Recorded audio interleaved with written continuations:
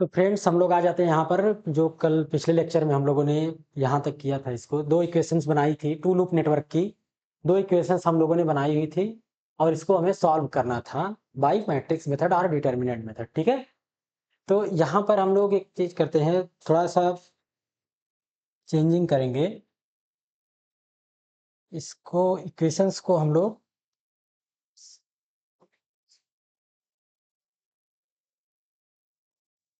इस इक्वेशंस को हम लोग क्या करते हैं, थोड़ा मॉडिफाई कर लेते हैं ताकि थोड़ा इजी हो समझने में, और उसी तरीके से हम लोग इस्तेमाल करेंगे। ठीक है, जो करंट लूप हमने यहाँ पे लिया था क्लॉकवाइज डायरेक्शन में, वही लूप यहाँ पर भी लेते हैं क्लॉकवाइज डायरेक्शन में। ठीक है,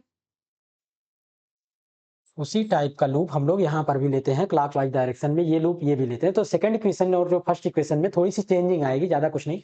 इस तरीके से भी सॉल्व किया जा सकता था इस इक्वेशन को, लेकिन थोड़ा सा जो समझना है, जो प्रॉपर वे है, उससे हट करके आएगा है, और वो जनरल रिजल्ट नहीं होगा जिसको हम प्रॉपरली इस्तेमाल कर सकें आगे। इसलिए हम लोगों को इस तरह सॉल्व करना है ताकि प्रॉपर तरीके से हर एक तरह के लूप में ये हम लोग टू लूप नेटवर्क वाला जो एनालिसिस है इसको हम लोग इस्तेमाल कर सके। एन लूप हो, 3 लूप हो, 4 लूप हो, 5 लूप हो, तो उसमें आसानी से इस्तेमाल कर सके। तो इस तरह से हम लोग एक मेथड डेवलप कर रहे हैं यहाँ पे। ठीक है, उस मेथड के बारे में पढ़ रहे हैं। ठीक है, तो यहाँ पे देखिए चेंजिंग क्या आएगी। चेंजिंग ये आएगी, जो आपका इक्वेशन नंबर 1 था वहां पे देखिए क्या चेंजिंग आएगी। I1 Z1 और Z3 जो था हमारा I1 ZA, ये वाला पोर्शन है आपका। ठीक है,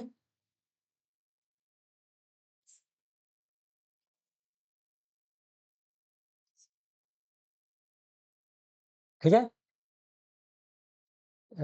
थोड़ा सा हम इसको और क्लिक कर लेते हैं पेन को। ठीक है, हाँ, तो I1 ZA फिर प्लस I1 Z1, इसके बाद जो ये थर्ड वाला पोर्शन है Z3 वाला जो इम्पीडेंस है, इसमें हम देखेंगे दो करंट फ्लो हो रही है। एक यहाँ पे हम लोग को एक और चेंजिंग करनी होगी, इसका जो लूप है यहाँ पर ये प्लस ये माइनस सेकंड लूप के लिए। ठीक है, सेकंड लूप के लिए ये वाला प्लस और ये वाला माइनस हो जाएगा। तो Z3 में दो करंट फ्लो होगी, एक I1 नीचे की तरफ, I2 ऊपर की तरफ। ठीक है, तो यहाँ पे हम लोग लिख लेंगे I1 माइनस I2। ठीक है, याद रखिएगा फर्स्ट लूप के लिए कर रहे हैं तो I1 माइनस I2 हमने किया। जब सेकंड लूप में यही अप्लाई करेंगे तो देखिए क्या होगा। सेकंड लूप में हम लोगों को ये एक और चेंजिंग करनी होगी। यहाँ पे जितनी पोलैरिटी जो हमने प्लस माइनस लिखी हुई है इसको हम लोग चेंज करेंगे। ठीक है, ये पोलैरिटीज जो हमने लिखी हुई है इसको हम लोग चेंज करेंगे। क्या चेंज करते हैं पोलैरिटी में, देखिए करंट जिस तरफ से इंटर कर रही है उधर प्लस, और जिधर से निकल रही है उधर माइनस। ठीक है, ये चीज हम लोग कर लेते हैं पहले। इधर माइनस, इधर से इंटर कर रही है प्लस, तो यहाँ पे माइनस। ठीक है, और ये जो हमने बैटरी जोड़ रखी है या कोई इलेक्ट्रिकल सोर्स जोड़ रखा है, इसका अपना प्लस माइनस वही रहेगा जो होता है। ठीक है, तो ये प्लस माइनस मान लेते हैं, इस तरह से है। ठीक है, ये वही रहेगा, प्लस माइनस इसका अपना जो है वो बना रहेगा। ठीक है, याद रखिएगा। तो यहाँ पे चेंजिंग क्या आएगी, ये देख लीजिए। I2 ZB हमने लिखा, I2 Z2 लिखा, और जो Z3 वाला पोर्शन था उसमें देखिए करंट क्या फ्लो होगी। I2 ऊपर की तरफ, I1 माइनस नीचे की तरफ है, तो उसकी जो डायरेक्शन है वो अपोजिट है, तो उसको हम लोग I2 माइनस I1 लिख देंगे। ठीक है, ये ध्यान रखिएगा। यहाँ पे हम पहले इसको हटा देते हैं।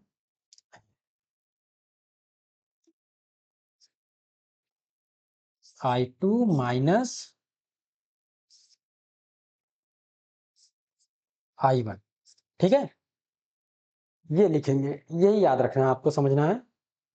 इसको I2 माइनस I1 रखेंगे, इसको थोड़ा और सेट कर लेते हैं।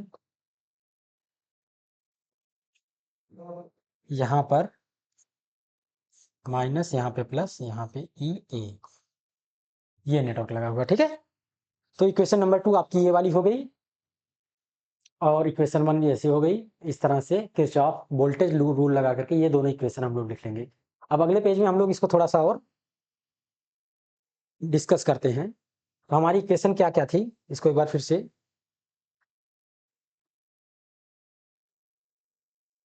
लिख लेते हैं एक जगह पर।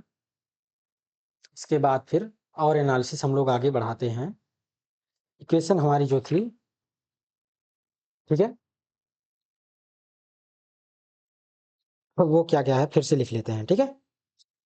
और यहाँ पे ईबी वाला पोर्शन देखिए ये प्लस में होगा, एक और मॉडिफिकेशन एक और होगा, क्योंकि हमने डायरेक्शन बदल दी इसलिए प्लस में लिखा जाएगा, ठीक है, प्लस ईबी इक्वल टू 0 होगा, ठीक है।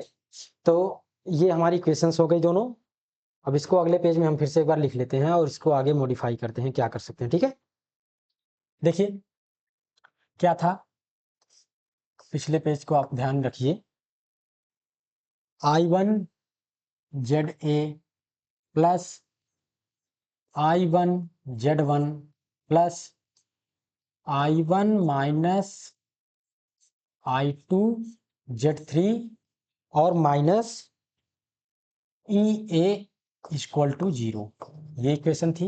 और दूसरी इक्वेशन क्या थी, I2 ZB plus I2 Z2 plus I2 minus I1 Z3 और प्लस EB इक्वल टू 0, ये हमारी इक्वेशन थी दोनों, ठीक है, जो पिछले पेज की इक्वेशन हमने यहाँ पे लिख ली है। और अब इसके आगे हम प्रोसीड करते हैं। देखिए यहाँ पे हम क्या कर सकते हैं, इस वाले इक्वेशन में देखिए, फर्स्ट वाले में, और ये वाला सेकंड हो गया। फर्स्ट वाले इक्वेशन में हम देखिए तो क्या कर सकते हैं, फर्स्ट वाले इक्वेशन में I1 हम लोग अगर कॉमन ले लें, क्या आएगा, ZA plus Z2 plus Z3 minus I2 Z3 equal to, देखिए EA को इस तरफ कर देते हैं, ठीक है, EA, ये हो गया बाई इक्वेशन फर्स्ट। और सेकंड इक्वेशन में देखिए क्या करें, I2 कॉमन ले, क्या आएगा, ZB plus Z2 plus Z3 और उसके साथ साथ minus I1 Z3 equal to minus EB, ये बाई इक्वेशन सेकंड आया। ये पार्ट आपका हो गया, ठीक है। ये दो इक्वेशंस हम लोगों ने लिख ली, थोड़ा सा और मॉडिफाई कर लिया इसको, थोड़ा सा और सॉल्व कर लिया इसको, कॉमन लेकर के इस तरह से हमने लिख लिया है, ठीक है। अब क्या करते हैं, चलो अब हम लोग थोड़ा सा और आगे चलते हैं। थोड़ा सा आगे चलने का मतलब ये हुआ कि यहाँ पे हम लोग कंसीडर करते हैं कुछ, क्या कंसीडर करें,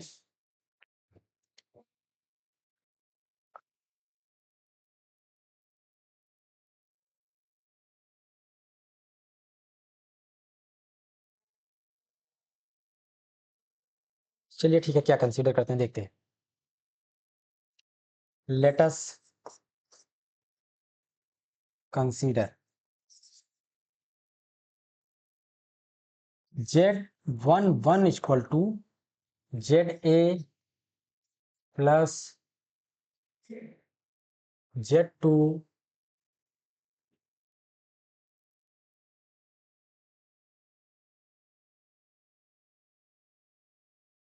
एक मिनट, यहाँ इक्वेशन में थोड़ी सी गड़बड़ी हो गई है, देख लीजिए क्या गड़बड़ हुआ है। I1 Z1 है, ठीक है, ओके ओके ओके, ये Z1 है, ये गड़बड़ हो गया, ठीक है, याद रखिएगा ये Z1 होगा इक्वेशन। तो यहाँ पे हम लोग लिखते हैं Z11 को ZA plus Z1 plus Z3, ठीक है, ये कंसीडर कर लेते हैं Z11 के इक्वल में, ठीक है। और Z22 क्या हो जाएगा, इसी तरह Z22 आपका हो जाएगा ZB plus Z2 plus Z3, ये आपका हो जाएगा Z22, ठीक है। अब देखते हैं आगे, एक और कंसीडरेशन करिए, Z12 equal to minus Z3 equal to Z21, ठीक है, यानी Z12 की वैल्यू भी -Z3 है और Z21 की भी वैल्यू -Z3। ये एक तरीके का नोटेशन है, ठीक है, ये एक तरीके का नोटेशन है आपका। और हम लोग एक और कंसीडरेशन करते हैं, E1 इक्वल टू EA और E2 इक्वल टू -EB, ठीक है फ्रेंड्स। ये कंसीडरेशन एक और हम लोग कर लेते हैं यहाँ पे, इतना हम लोग कंसीडर करेंगे और नई सेट ऑफ इक्वेशन दोनों बनाएंगे, दो इक्वेशन को नए फॉर्मेट में लिखेंगे। देखिए I1 Z11 प्लस Z3 की जगह यहाँ पे Z12 रखेंगे, I2 इक्वल टू E1, ठीक है। और दूसरी इक्वेशन क्या बनेगी, I2 Z22 plus Z21 I1 equal to E2। ये दो नई मॉडिफाइड फॉर्म की इक्वेशन बनेगी, ठीक है।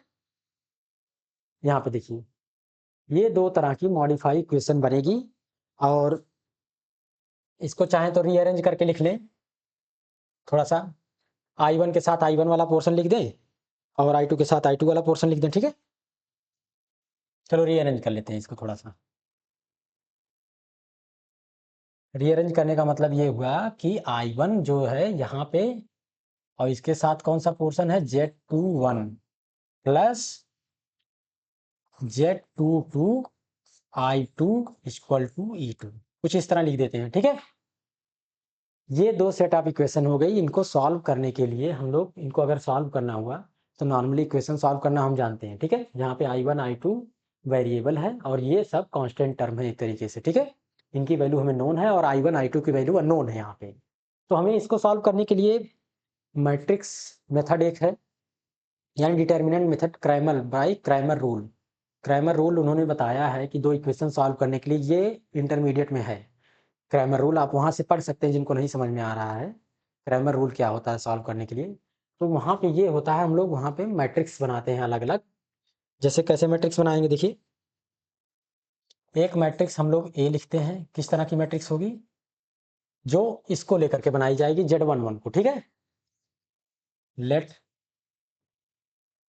Z12 Z21 और Z22, एक मैट्रिक्स ये हो गई। दूसरी मैट्रिक्स भी हम लोग बना लेते हैं जिसमें ये वाला पार्ट इंक्लूड होगा E1 और E2। तो अगर हमें I1 की वैल्यू निकालनी हुई तो उसके प्लेस पर जहां Z11 और Z21 है वहां E1 और E2 हम लोग पुटअप करते हैं, ठीक है। जब हमें I1 निकालना होता है, वो हम कैसे निकालते हैं क्रैमर रूल से, अभी हम देखते हैं। दूसरी मैट्रिक्स हम लोग बना लेते हैं, उसको क्या है, लिख लेते हैं E1 E2 और यहाँ पे Z12 और Z22, ठीक है। और C तीसरी मैट्रिक्स हमारी हो जाएगी Z11 Z21 और E1 और E2 यहाँ पे हो जाएंगे, ये दूसरे नंबर वाले प्लेस पे, ठीक है। ये तीन तरह की मैट्रिक्स आपको बनानी होगी। और इसके बाद फिर अगर आपसे कोई पूछता I1 क्या होगा, तो क्रैमर रूल से I1 कुछ इस तरह से डिफाइन होगा, ठीक है। I1 कैसे डिफाइन होगा, देखिए I1 डिफाइन होगा डिटर्मिनेंट ऑफ, पिछले वाले में देख लेते हैं क्या क्या लिया था, determinant of B bye determinant of A, यानी डिटर्मिनेंट ऑफ, ये डिटर्मिनेंट का साइन है जो मॉड साइन की तरह दिख रहा है, ये डिटर्मिनेंट का साइन है। और वैल्यू देखिए क्या है, डिटर्मिनेंट ऑफ बी की कुछ इस तरह से और डिटर्मिनेंट की ए इस तरह से, ठीक है। तो हम लोग लिख लेते हैं वो वैल्यूज, E1 E2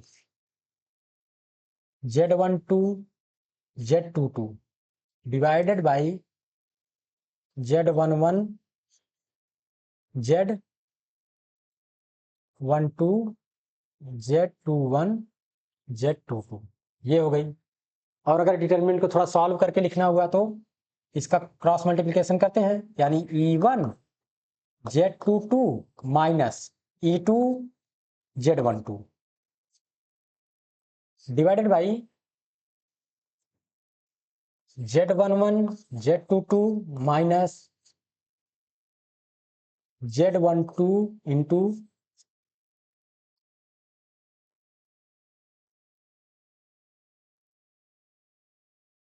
Z21, ये इस तरह से हम सॉल्व करके लिख सकते हैं इसकी जगह पे। ठीक है, I1 की वैल्यू निकालनी हुई तो इस तरह से हम लोग निकाल सकते हैं। ठीक है, ऐसे अगर I2 निकालना हुआ तो determinant of C by determinant of A, और डिटर्मिनेंट ऑफ C की जगह पे क्या हो जाएगा, Z11 और Z21 E1 और E2 divided by determinant of Z11, वही ऊपर वाली वैल्यू, Z12 Z21 और Z22। ठीक है, ये हो जाएगा। अब इसके बाद हम लोग क्या करते हैं, इसको भी सॉल्व कर लेते हैं। Z11 E2 minus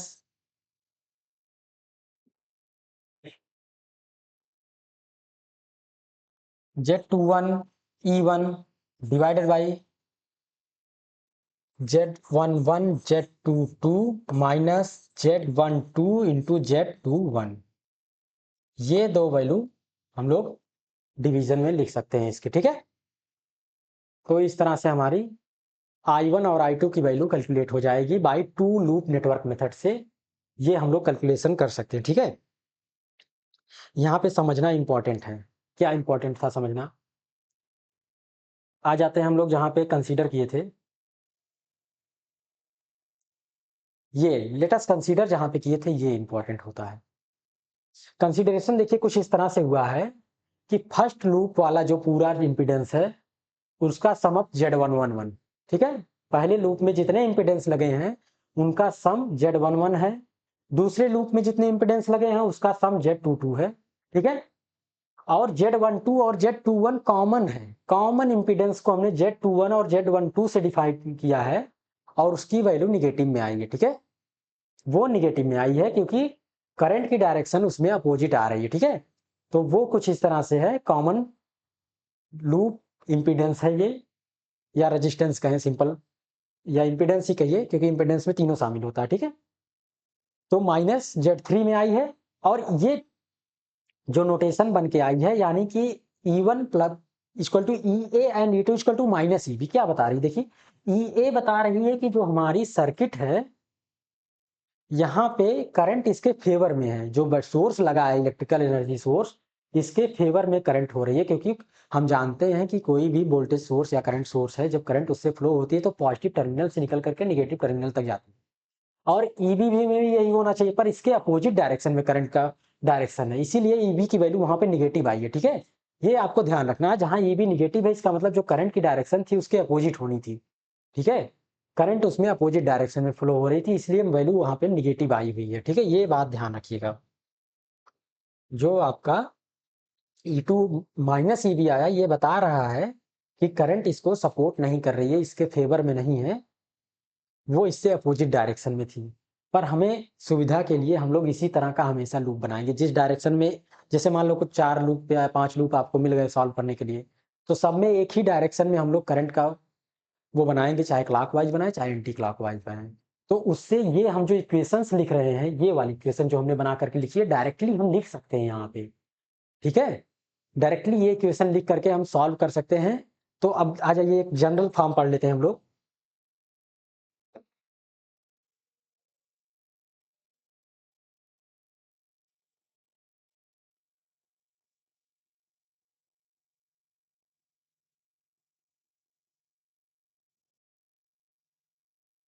general form हम लोग पढ़ लेते हैं, एन लूप नेटवर्क। ठीक है, अगर मान लीजिए इसी तरह से आपको, अभी आपने टू लूप नेटवर्क पढ़ा, इसी तरह से मान लीजिए ढेर सारे लूप आप लोग को मिल गए सॉल्व करने के लिए, तो कैसे हम सॉल्व करेंगे, उसके लिए ये एन लूप नेटवर्क मेथड है जिसको हम लोग अप्लाई करेंगे। ठीक है, देखिए जैसे मान लीजिए आपको एन लूप मिल गया, कुछ इसी तरह का लूप है सारे, बना लीजिए।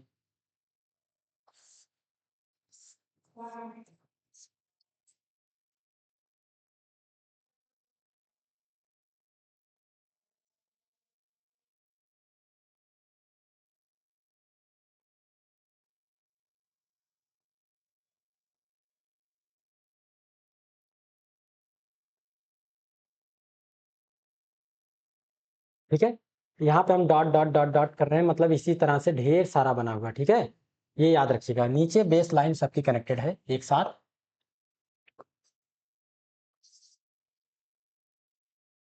यहाँ पे मान लेते हैं ई ए लगा है, कुछ इसी तरह से एन लूप नेटवर्क में आपका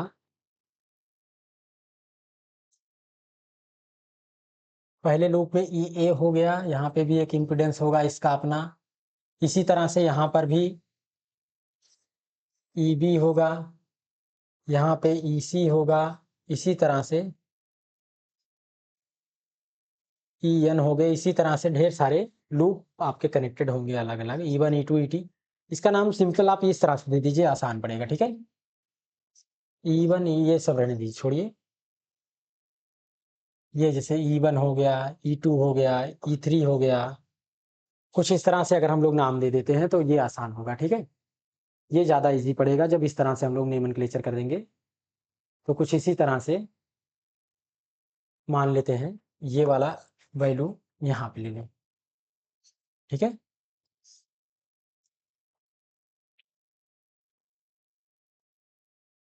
E3 हो गया। ऐसे ही एन लूप नेटवर्क हमारे बनाए गए हैं, ठीक है। कुछ इस तरह से अगर बने हैं एन लूप नेटवर्क, अगर उसको हमें सॉल्व करना हुआ तो हम क्या करेंगे। उसके लिए देखिए, वही पुरानी क्वेश्चंस हम लोग रिवाइज कर रहे हैं। जो टू लूप नेटवर्क के लिए हम लोगों ने लिखा हुआ था, वही चीज हम लोग यहाँ पे इस्तेमाल करेंगे इसी तरह से। तो उसके लिए क्या बना था, देखिए, Z11 I1 plus Z12 I2 plus Z13 I3 plus dot dot dot dot dot dot plus Z1N IN equal to E1। ये पहली इक्वेशन बनेगी, ठीक है। इसी तरह दूसरी इक्वेशन बनेगी Z22 I2 Z21 Z22 I1 Z21 I2 Z23 I3, ठीक है।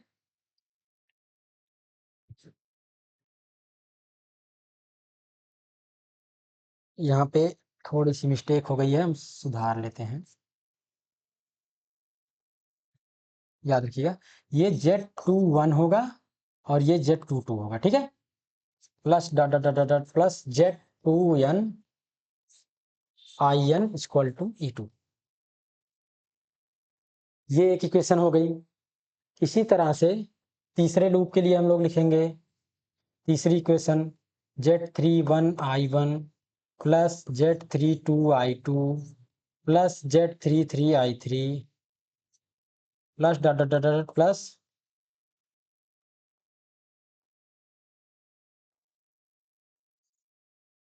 Z3N IN equal to E3। इसी तरह से हम लोग सारी इक्वेशंस लिख देंगे और यहाँ पे EN आएगा, ZNN IN Z nth loop वाली इक्वेशन जो होगी I1 प्लस ZN2 I2, यहाँ पे थोड़ा सा ये लिख लीजिए ZN1 होगा, ठीक है। Plus dot dot dot dot dot ये वाली। तो इसी तरह से n सेट ऑफ इक्वेशंस बनेगी। दो लूप नेटवर्क के लिए दो इक्वेशंस बनी थी, और n लूप अगर इसी तरह से बन गए हैं तो n सेट ऑफ इक्वेशंस बनेगी, ठीक है।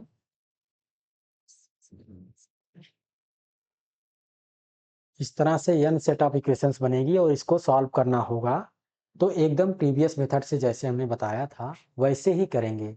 I1 की वैल्यू लिखेंगे, तो क्रैमर रूल से इसको सॉल्व करना हुआ अगर आपको, I1 क्या हो जाएगा, I1 equal to determinant of I1 के साथ जितने भी इंपीडेंस मल्टीप्लाई हुए थे उसके प्लेस पे जो इक्वल टू वाला हुआ है, ये देखिए I1 के साथ जितने भी इंपीडेंस मल्टीप्लाई हुए हैं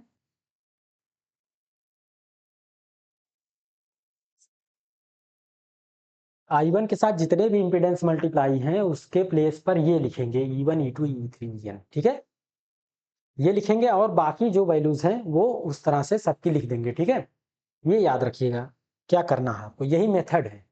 यहाँ पे क्या हो जाएगा E1 E2 E3 En, ठीक है।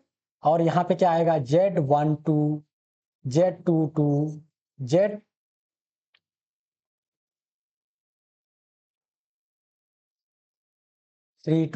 Dot dot dot ZN2। इसी तरह से Z13 इसी तरह डॉट डॉट डॉट ये पूरा पूरा Z1N Z2N ZNN, ठीक है। कुछ इस तरह से डिटर्मिनेंट बनेगी और नीचे टोटल Z वाली वैल्यू होगी Z11 Z22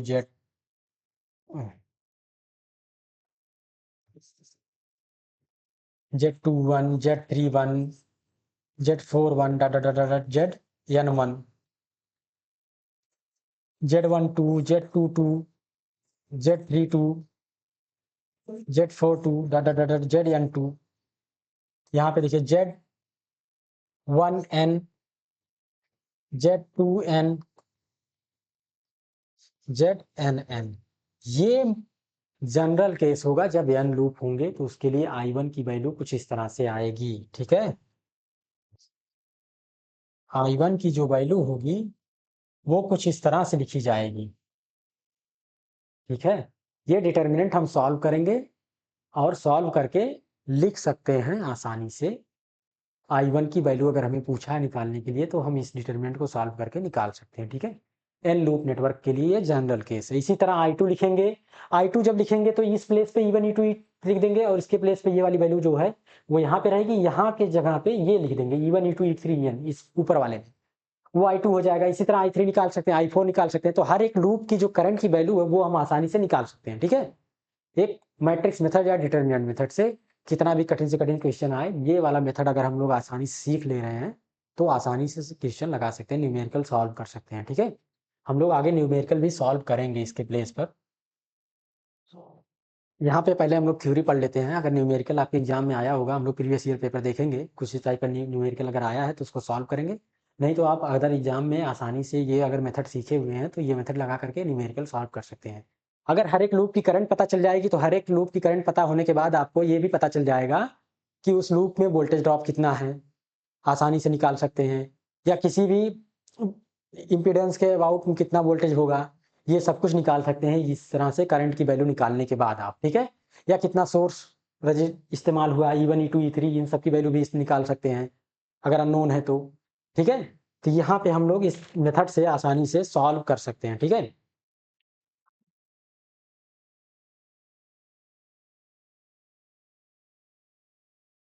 ये आपका एन लूप मेथड हो गया।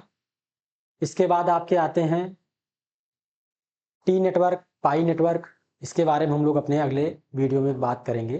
टी नेटवर्क क्या होता है, पाई नेटवर्क क्या होता है, और उसके बारे में और डिटेल हम देखेंगे। यही टू लूप नेटवर्क का इस्तेमाल करके उसको हम एनालिसिस करेंगे और आसानी से निकालेंगे टी लूप और पाई लूप नेटवर्क को, ठीक है।